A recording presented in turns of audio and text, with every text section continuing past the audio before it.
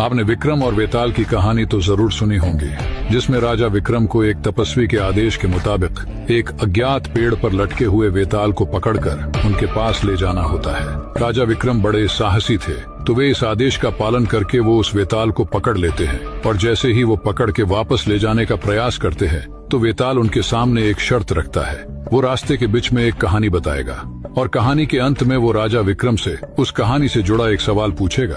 अगर राजा ने उसका सही जवाब दे दिया तो वो वापस उड़ के पेड़ पर चला जाएगा, लेकिन राजा जवाब जानते हुए भी नहीं बताएंगे तो वेताल राजा को वही मार देगा।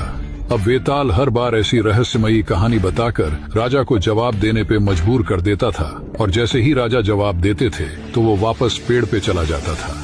अभी मैं आपको ये कहानी इसीलिए याद दिला रहा हूँ क्योंकि हमारा मन जो है वो एक वेताल है। आपको अपने आदेश के मुताबिक अपने लक्ष्य तक पहुँचना है, और वो भी इस वेताल रूपी मन को लेके। अभी बीच रास्ते में आपको ये मन कई कहानियां बताएगा और आपके सामने ऐसी सिचुएशन लाके खड़ा कर देगा कि अगर आप उसमें उलझे या उसका जवाब देने गए तो ये वेताल आपको फिर से वहीं ले जाकर खड़ा कर देगा जहां से आपने शुरू किया था।